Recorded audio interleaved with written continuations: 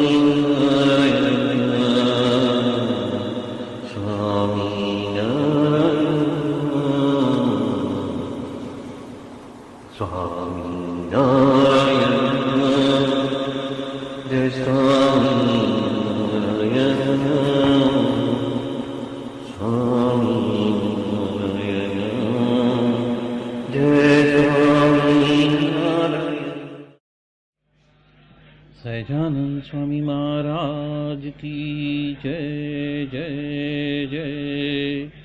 धाम धमी मुक्तों की जय जय जय।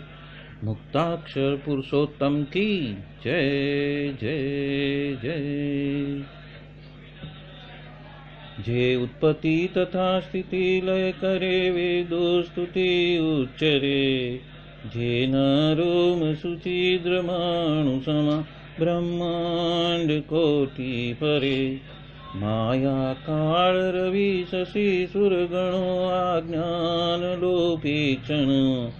एवाक्षर धाम नाधिपति श्री स्वामी नारायण। महाध्यानाभ्यासं विदतमजस्त्रं भगवत पवित्रे सम्प्राप्तं स्थितिमतिवरे कान्तिकवृषे। सदानन्दं सारं परमहरिवार्ताव्यसनिनं। गुणातीतानन्दं मुनिवरमहं नौमि सततम्। अनेकेभ्यो सद्भ्यो विमलहरिविज्ञान ददतं। भुविर्ब्राह्मी विद्या हरिवचनरूपामुदयतम्। हरिध्यानासक्तं शुभगणमनाद्यक्षरमहं। गुणातीतानन्दं सकलगुरुमुदे मुनिवरम्। वाणी अमृत थी भरी मधुसमी संजीवनी लोकमा। दृष्टि मां भरी दिव्यता निरखता सुदिव्य भक्तो वधा। हइये तबर्यु मीठू जननी सुने हास्य मुखे वस्यों। ते श्री ज्ञान योगीराज गुरु ने नित्य नमो भावसु। जेनी अमृतवाणी तो वही रही साक्षात महिमा रूपे।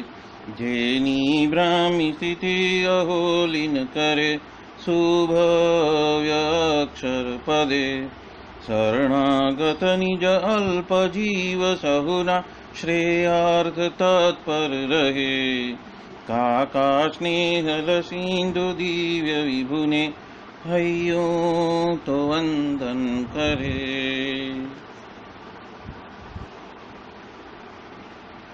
क्षिप शांत प्रशांत सागर समा साधु गुणे जे शोभता जेना दर्शन ने समागम थकी शांति सहु पामता जे छे मानस पुत्र काकाजिना ने भजन मालिन रहे एवा साधक वृंदना गुरु सुरत वंदन भरत भाईने।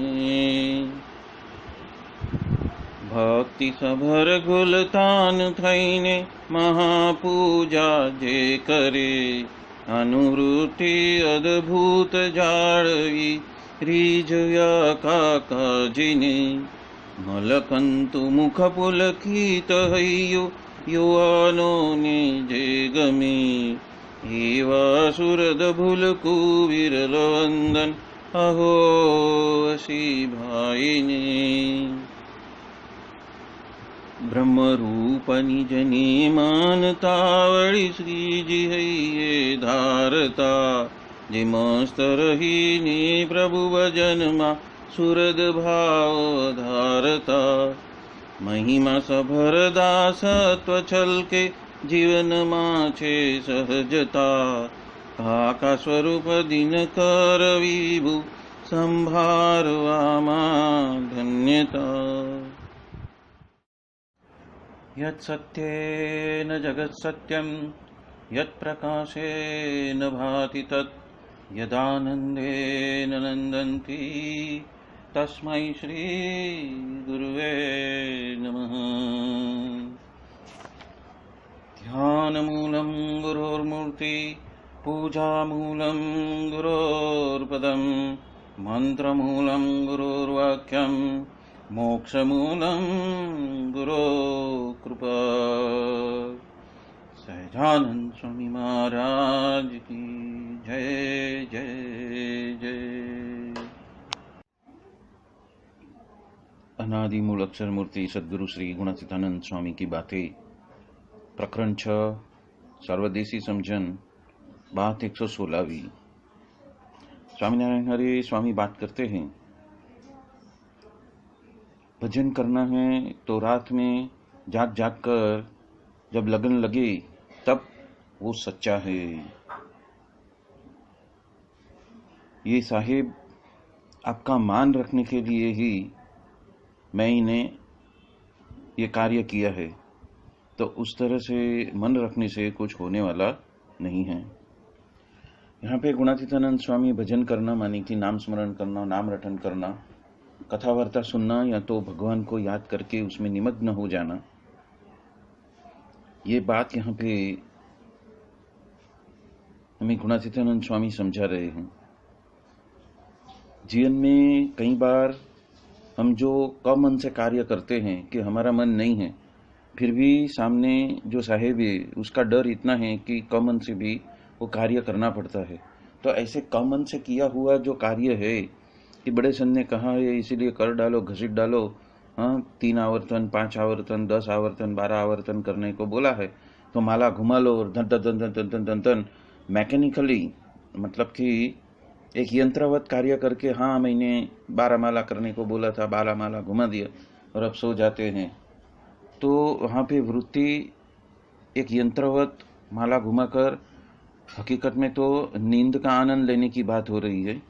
मतलब कि किसी का मन रखने के लिए ही तुम कार्य कर रहे हो, उसमें ओतप्रोत नहीं हो है, उसमें अपना हित प्रीत जुड़ा हुआ नहीं है, उसमें अपना लक्ष्य जुड़ा हुआ नहीं है और उसमें आप निमग्न नहीं हो रहे हो उसका सुख लेने के लिए, तो उसकी महत्ता महिमा आपको समझ में नहीं है।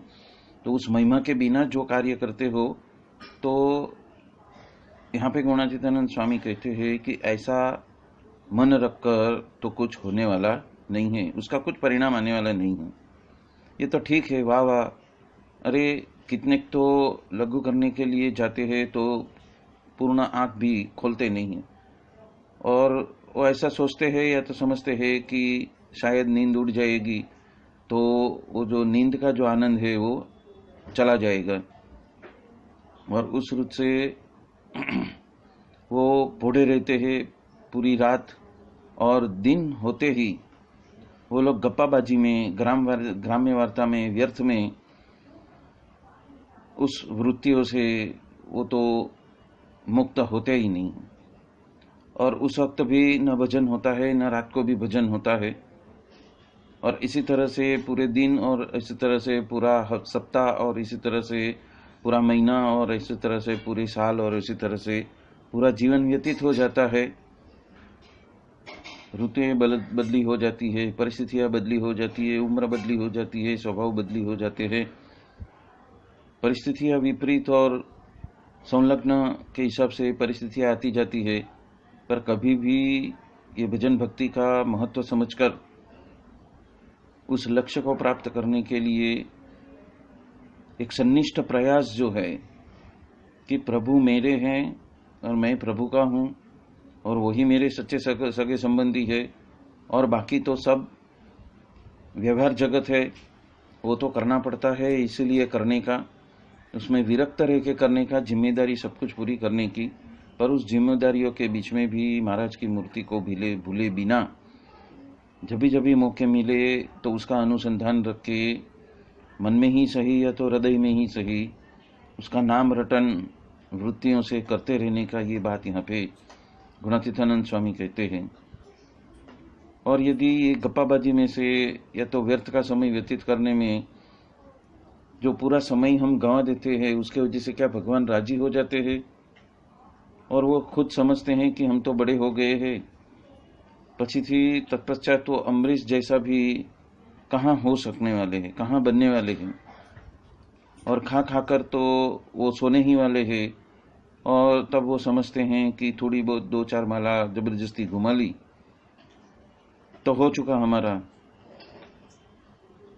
ये तो पूरे दिन व्यवहार जगत के कार्य को सिद्ध करने के लिए पूरे दिन घूमते रहते हैं, इधर से उधर, उधर से उधर, और ऐसा करके करजो सत्संग नी सहायरे वाला आखिर में गुणातीतानंद स्वामी ये कीर्तन बोल रहे हैं कि हे महाराज, सच्चे सत्संग की को सहाय करना, या तो जो आपका मनसा है, आपकी जो मनसा है, आपकी जो मर्जी है कि कैसे मनोचित्त को, बुद्धि को, सबको एक साथ पिरोकर कैसे मूर्ति में मस्त होकर सब कुछ भूलकर, देह को और इस संसार जगत को सब कुछ भूलकर सच्चे संबंधी मेरे ऐसे सहजानंद स्वामी ही हैं, और जो मिले हुए जो सद्गुरु ही है, और उनकी आज्ञा का अनुपालन सन्निष्ठता से करते हुए यदि हम रात में जाग जाग कर जिस वक्त हम उसको याद करने लगेंगे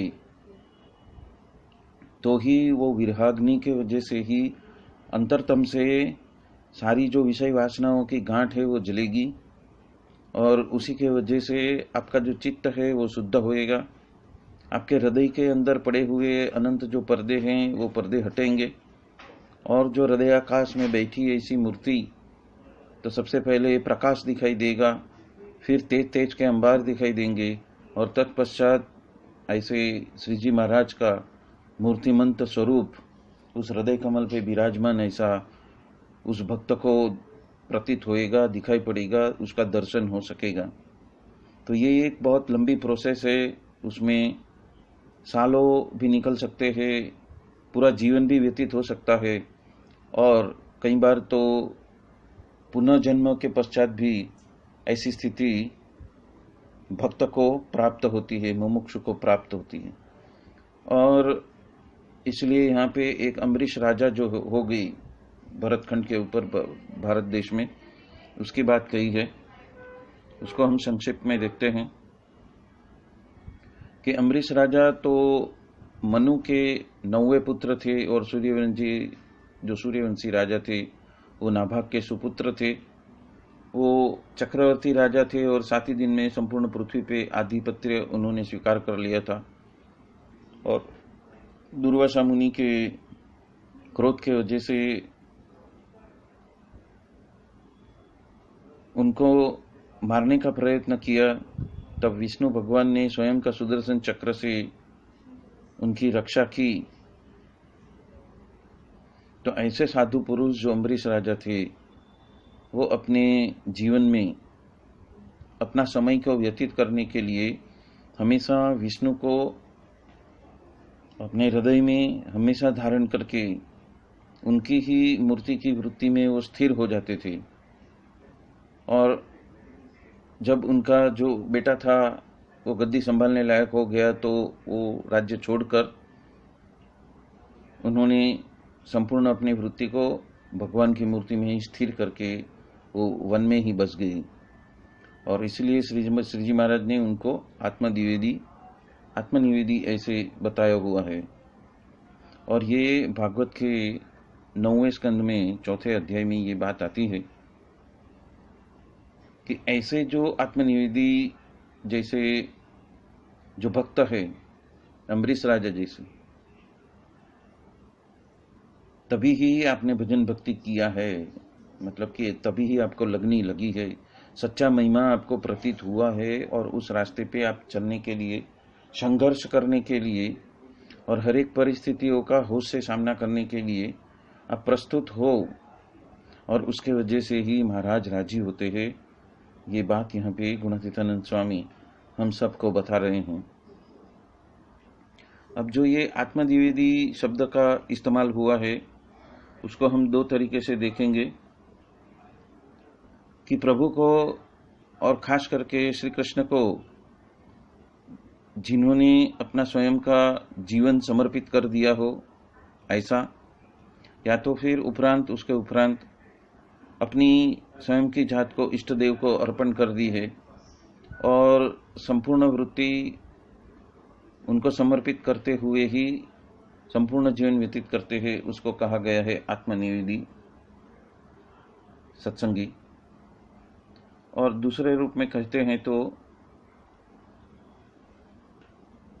देह के अभिमान का संपूर्ण त्याग करके, मतलब कि जो शरीर प्राप्त हुए हैं, 9 शरीर प्राप्त हुए हैं, उसमें जो बसा जाए ऐसा अहंकार है, उसका अहंकार का संपूर्ण त्याग करके वो स्वयं में ही निमग्न रहते हैं।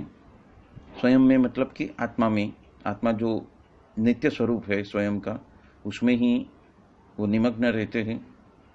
और संपूर्ण सृष्टि को भी ऐसे आत्मा रूप ही समझते हैं, ब्रह्म रूप ही समझते हैं। खुद भी ब्रह्मरूप है और संपूर्ण जगत भी ऐसे ब्रह्मरूपत्व से ही बना हुआ है, उसे ही ठूसा हुआ है, और उन्हीं का पल्सेशन है, उन्हीं के स्पंदन सभी और चल रहे हैं, और उन्हीं का अस्तित्व संपूर्ण जगत में चहुओर विद्यमान है। उस दृष्टि से जो भक्त अपना संपूर्ण जीवन व्यवहार प्रभु के चरणों में न्यौछावर करके चलते ही रहता है, उसको भी आत्मनिवेदी कहते हैं। और दूसरी रीत से कहे तो, अन्य रीत से कहे तो, जिन्होंने अपने आत्मा को ही निवेदन कर दिया है, समर्पित कर दिया है, आत्मा से ही आत्मा का निवेदन उन्होंने समर्पित किया हुआ है, उसको भी आत्मनिवेदी कहा गया है। तो जो अम्बरीश राजा थे वो ऐसे थे जो श्रीमद् भागवत में भी इसकी बात कही है, और श्री जी महाराज भी उनको आत्मनिवेदी भक्त बताते थे। और इसलिए आखिर में सभी के कल्याण के लिए, जन जन के कल्याण के लिए गुणातीतानंद स्वामी करजो सत्संग की सहाय रे वाला ये कीर्तन बोलते हैं, और सभी को उस तरह से अपने जीवन को व्यतीत करने के लिए संपूर्ण समर्पित होकर, मूर्ति का ही अनुसंधान रखकर, दिन में तो सही ही पर रात में भी जाग कर, मतलब नींद को कम करके उसी का ही चिंतन मनन में लिप्त हो जाना, उसकी बात कहते हैं। और तभी महाराज राजी होंगे, ऐसी बात यहाँ पे गुणातीतानंद स्वामी बता रहे हैं। ये एक रहस्य है। और ये रहस्य क्यों है? क्योंकि जो मौजूदा समय जो चल रहा है, मौजूदा जो काल चल रहा है, उसमें बहुत सारे भक्त, बहुत सारे जीवात्मा भक्ति करना तो चाहते हैं, पर अर्थोपार्जन का समय करीब दिन का 12 घंटा से 13-14 घंटा उसी के पीछे निकल जाता है, और तत्पश्चात थक जाने के वजह से या तो बाकी के समय में कुटुंबियों का बात सुनने करने के और उनकी जिम्मेदारी को पूरी करने की वजह से ऐसे भक्तों के पास में तो समय बचता ही नहीं है। तो ऐसे समय में कुछ भक्त जो ऐसे हैं जो सुबह में 3:30 से 5 के बीच में जाग जाते हैं, ना ध्यान भजन भक्ति मंत्र जाप नाम सुमिरन मूर्ति अनुसंधान वगैरह सब कुछ कर लेते हैं, और तत्पश्चात वापस सो के जब व्यवहार जगत के लिए जब भी उठना है तब उठ के अपना प्रयाण कर लेते हैं, और वही एनर्जी को लेके सुबह की ब्रह्म मुहूर्त की उस शक्ति को लेकर ही संपूर्ण दिन अपनी वृत्तियां संसार में होते हुए भी उससे विरक्त रहते हैं, और नाम सुमिरन को चालू ही अखंड नाम सुमिरन उनके अंदर चालू ही रहता है। तो ये भी एक तरीका है जिसका उपयोग बहुत सारे भक्तों ने अपने जीवन में किया हुआ है। और पूर्व काल में तो नदी पे या तो सरोवर में या तो फिर बावड़ी में जाकर ही स्नान वगैरह करने का रहता था। तो उस वक्त भी बहुत सारे भक्त खेती या तो व्यापार जो करते थे, वो सुबह सुबह में 3 बजे उठकर या तो 4 बजे उठकर स्नान आदि से मुक्त होकर वो भजन भक्ति कर लेते थे, और तत्पश्चात ही लाला को भोग लगा के या तो जो मूर्ति मिली है उस स्वामीनारायण सरोवरी को भोग लगा के ही घर से बाहर निकलते थे, और उसी भजन भक्ति के अनुसंधान करते हुए, उस मूर्ति का अनुसंधान रखते हुए संपूर्ण जीवन वह व्यतीत कर देते थे। तो ये भी ऐसा ही वाक्य है, और ऐसी वृत्तियों के वजह से ही श्री जी महाराज ऐसे भक्तों के ऊपर राजी राजी और राजी हो जाते हैं, और ऐसे भक्त ही उनके हृदय के अंदर संपूर्ण तरीके से निवास करके ही रहते हैं। जिस तरह एक भक्त अपने भगवान को, अपने इष्ट देव को अपने हृदय में स्थापित करके वहाँ पे समर्पित रहता है, उसी तरह भगवान भी अपने भक्त को अपने हृदय में धारण करके उनके प्रति हमेशा अनन्यपने से उनको याद करते रहते हैं और प्रसन्न रहते हैं ऐसे भक्त के ऊपर। ये बात यहाँ पे गुणातीतानंद स्वामी ने सबको बताई है।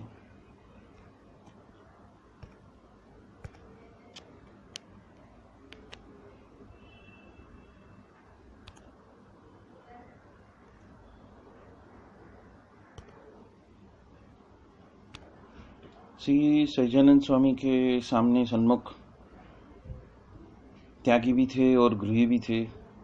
और त्यागी ऐसे जो जितने कुछ साधु थे उसमें कुछ एकड़मल थे। एकड़मल मतलब कि सहजानंद स्वामी ने कभी अपने समय में अपने साधुओं की अत्यंत कसौटी की हुई थी, और उसमें तो कितने साधु तो उस कसौटी को सहन ही नहीं कर सके थे। उसके वजह से वो अलग रहकर ही श्री स्वामीनारायण का भजन वगैरह भजन भक्ति करते थे।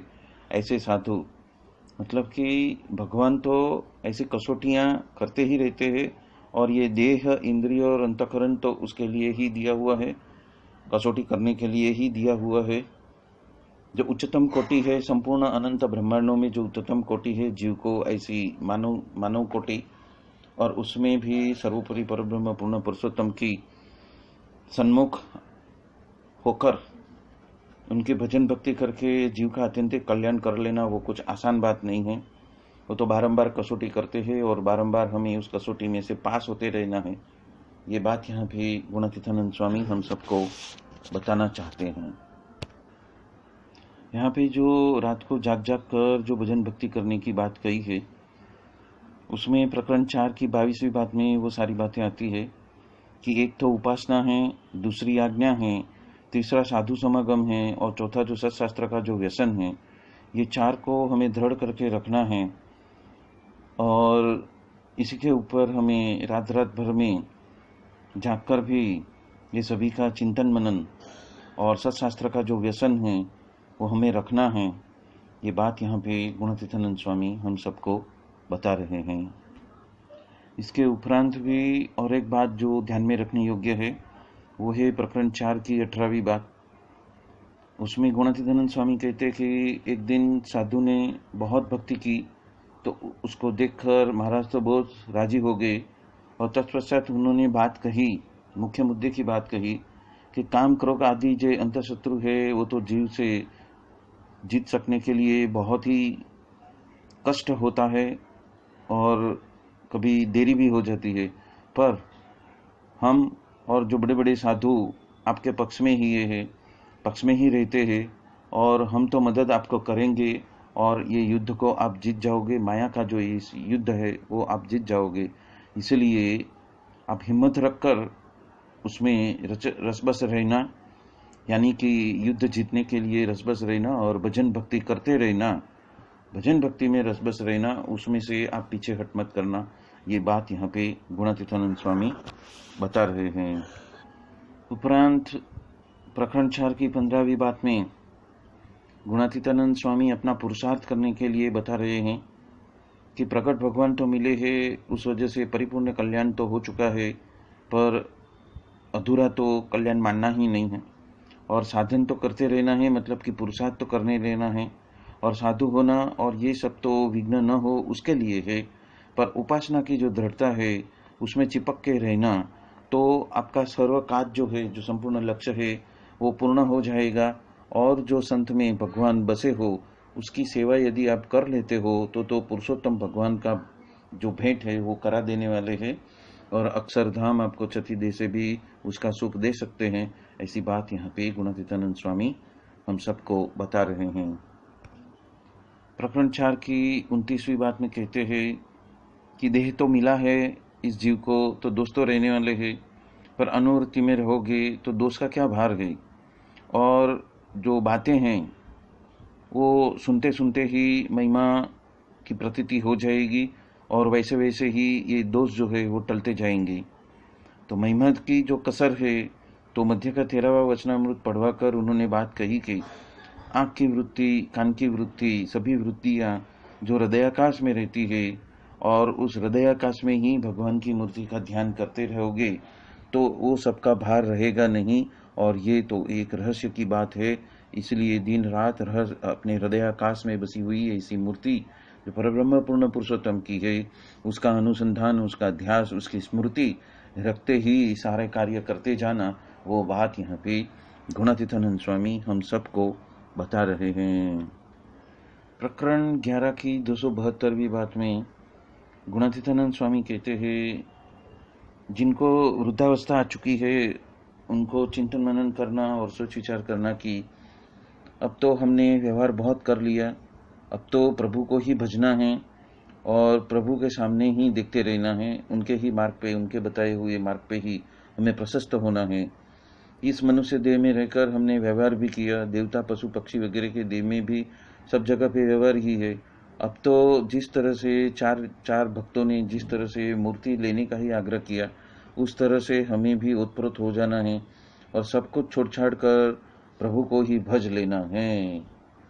तो यहाँ पे एक उत्कटता की बात है, यहाँ पे एक लक्ष्य को साध्य करने की बात है, यहाँ पे ऐसी प्रतीति की बात है कि ये जो मानव देह मिला है अभी उसमें ज़्यादा समय बचा नहीं है और यदि इस वक्त नहीं करेंगे, अभी नहीं करेंगे तो कभी हो पाएगा, क्योंकि जैसे जैसे जीवन व्यतीत होते जाता है वैसे वैसे हम जिम्मेदारियों से मुक्त भी होते तो जाते हैं।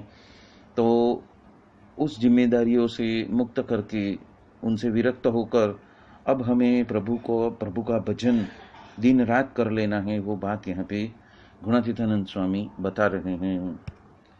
प्रकरण 11 की 275वीं बात में भी गुणातीतानंद स्वामी कहते हैं कि त्यागी को तो ग्राम्य कथा करनी ही नहीं है, पर जो गृहस्थाश्रमी है यदि वो भी ग्राम्य कथा से परहेज रखता है तो वो सफल होता है, वरना वो सारी बातें जो है, वो सारी व्यवहार है, वो तो अंतर के अंदर चिपक जाते हैं, जीव में चिपक जाते हैं, वो तो अंतर को नष्ट भ्रष्ट कर देते हैं। और इसलिए सभी काम को छोड़कर, सभी काम का त्याग करके सत्संग ही कर लेना, पर कुसंग जैसी जो ग्राम्य वार्ता है उसमें तो किसी का ठिकाना रहने वाला नहीं है। मैं तो सर्व संगाथे तोड़ी रे साहेली, एक जगना जीवन साथे जोड़ी रे साहेली, ये कीर्तन बुलाया और कहने लगे कि ऐसी रीत से रंग में और रंग में ही यदि आप ये देह का त्याग करते हो तो ही ठीक है, वरना तो ये व्यवहार वगैरह जो है वो तो आपको कहाँ कहाँ का ठिकाना नहीं रखेंगे। और इस लोक के जो ठहराव है, मतलब कि हमारा जो निश्चय है, उसका तो कोई ठिकाना नहीं है। उसके अंदर होने वाले उसके वजह से, इस संसार के वजह से संकल्प विकल्प होने का तो कोई कोई मर्यादा ही नहीं है। पर मोह के वजह से वो सब अच्छा लगता है, और ये देह तो गंध मारता है, मतलब बिगड़ता है, रोगी होता है, और व्यवहार भी बिगड़े हुए ही है। और जितने सत्संग करेंगे उतना ही काम आने वाला है। ये बात यहाँ पे गुणातीतानंद स्वामी हम सबको बता रहे हैं। प्रकरण 13 की 8वीं बात में भी गुणातीतानंद स्वामी बात करते हैं कि संवत 1919 के श्रावणवदी चौथ के दिन स्वामी इस बात को याद करते हैं कि आज जो समागम जो हो रहा है वो तो कोई बड़े का जो संग हो जाता है, उसे हित परिचल हो जाती है, तब तो घर रख के यहाँ तलक आ सकते हैं। और उन्होंने एक आयर रगा भक्त की बात की कि माँ बाप उसको 11 बार घर पे लेके गए, फिर भी यहाँ पे वापस आते रहते थे, और संपूर्ण रात वो प्रदक्षिणा घूमते रहते थे और चौकी भी करते थे। तो इस तरह से हमें सत्संग को कर लेना है, और व्यवहार तो भगवान भी चलाने वाले हैं। तो उन निश्चिंत होके भगवान की मूर्ति को धारण करके जो मोक्ष भागी होता है वो महाराज और इस साधु के बारे में ही, उनकी पसंदगी में ही, या तो उनकी मर्जी के मुताबिक ही विचार करते रहना चाहिए। ये बात यहाँ पे गुणातीतानंद स्वामी सबको बता रहे हैं। प्रकरण 13 की 10वीं बात में भी गुणातीतानंद स्वामी कहते हैं कि हमें तो अनंत ब्रह्मांड से उदास होकर भगवान भज लेना है। मतलब कि ये सारे व्यवहार जगत से विरक्त होकर हमें भगवान की महिमा समझ लेनी है और उस भगवान को भज लेना है। और जितना नियम पालन वगैरह होता है, या तो फिर जितने हम विषयों से विरक्त हुए हैं, उतनी ही प्रकट महाराज की हमारी निष्ठा हुई है और उतने ही हम ब्रह्मरूप हुए हैं, ऐसा समझना। ये बात यहाँ पे गुणातीतानंद स्वामी बता रहे हैं। प्रकरण 1 की 284वीं बात में गुणातीतानंद स्वामी कहते हैं कि भगवान के भक्त को तो 3 प्रकार के ध्यान में से एक प्रकार का ध्यान तो रहता ही है, कि जो निश्चय रूप ध्यान रहता है कि साधु के पास में जाना है, या तो मंदिर में पहुंचना है और सत्संग कथा वार्ता सुननी है, या तो प्रदक्षिणा वगैरह करनी है, वो ध्यान तो रहता ही है। और दूसरा है कि मैं तो भगवान का भक्त हूँ, ऐसा तो उसको अंदर अंदर बरतते रहता है। बाकी जो मूल लक्ष्य है कि मूर्ति में तो तेल धारा वृत्ति में हम रहे अहरनिश अखंड, वो तो स्वरूपानंद स्वामी आदि की बातें हैं, और वो तो हम आदत डालेंगे तो होएगा, वरना तो हम उस मूर्ति से अलग ही रह जाएंगे, पृथक रह जाएंगे। ये बात यहाँ पे गुणातीतानंद स्वामी हम सबको बता रहे हैं। यानी कि पुरुषार्थ छोड़ना नहीं है, अथक परिश्रम करना है, और हमारे होश को, हमारे अनुसंधान को उस मूर्ति के ऊपर तेल धारा वृत्ति की ओर लेके जाना है, और वही हमारा लक्ष्य है। वो बात यहाँ पे गुणातीतानंद स्वामी हम सबको बता रहे हैं। प्रकरण 1 की 166वीं बात में गुणातीतानंद स्वामी कहते हैं, एक तो भगवान की आज्ञा का पालन करना, करिष्ये वचनम तव, और दूसरा तो संत का स्वरूप समझना, मतलब कि उपासना समझनी, और तीसरा जो है भगवान का स्वरूप समझना, मतलब भगवान की उपासना समझनी। और ये तीनों में ओतप्रोत हो जाए, उसका लक्ष्य बना दे, तो ये 3 बातों से तो भगवान राजी राजी और राजी रहते हैं, और वो तो धन्य है धन्य है और धन्य है। और ये तीनों बातों को मुख्य रखना, ये बात यहाँ पे गुणातीतानंद स्वामी बता रहे हैं। और ये जो सत्संग हमें प्राप्त हुआ है वो तो परम चिंतामणि हमें मिली है, उसी तरह से उसका हमेशा अनुसंधान रखना, और इसी तरह से उसकी महिमा समझनी कि हमें जो ये सत्संग मिला है वो तो परम चिंतामणि मिल चुकी है, और उसमें ही हमें हमारा जीव जो है वृद्धि को प्राप्त करेगा। ये बात यहाँ पे ऐसा पुरुषार्थ, इस महिमा से हमारा ऐसा पुरुषार्थ होना चाहिए, ऐसी बात यहाँ पे गुणातीतानंद स्वामी हम सबको बता रहे हैं। प्रकरण 9 की 243वीं बात में गुणातीतानंद ये ब्रह्म विद्याश्रित योगी की बातें करते हैं कि ब्रह्म विद्या वो क्या, जो प्रकट ब्रह्म जो मूर्तिमान ये जो बोल रहे हैं उसके बारे में स्थिति हो जाए और उसको तो महाराज के सिवा अन्य का कोई आकार नजर में आए ही नहीं, तो उसको ही ब्रह्म विद्याश्रित योगी जानना। और यहाँ पे कहा है कि ब्राह्मे मुहूर्ते शयनम विहाय निज स्वरूपम हृदि चिंतयित्वा स्नानम विशुद्धम प्रचुराभिरद्धि श्रीनीलकंठम हृदय चिंतयामि। मतलब कि ब्रह्म मुहूर्त में निंद्रा का त्याग करके निज स्वरूप को हृदय के अंदर, हृदय आकाश के अंदर जिसका चिंतन मनन करते ही रहते हैं, और जिस तरह से स्नान करके हम हमारा जो ये भौतिक देह को शुद्ध करते हैं, उसी तरह हम हमारे हृदय में भी वासित ऐसे विराजित ऐसे श्री नीलकंठ को भी हृदय के अंदर ही हम उसका दर्शन करते हैं। तो इसी रीत से जो ब्रह्म विद्या सीख जाते हैं तभी तो उनकी स्थिति बनती है, और यही कार्य, यही पुरुषार्थ हमें दिन रात करना है। तेल धारा वृत्ति से हमें ये ब्रह्म विद्या से योगी जैसे बनना है। ये बात यहाँ पे गुणातीतानंद स्वामी हम सबको बता रहे हैं। बोलो सैजानंद स्वामी महाराज की जय जय जय। धाम धमी मुक्तों की जय जय जय। सर्व गुणातीत स्वरूपों की जय जय जय। मुक्त अक्षर पुरुषोत्तम की जय जय जय। आप सभी को जय स्वामी नारायण। स्वामी नारायण स्वामी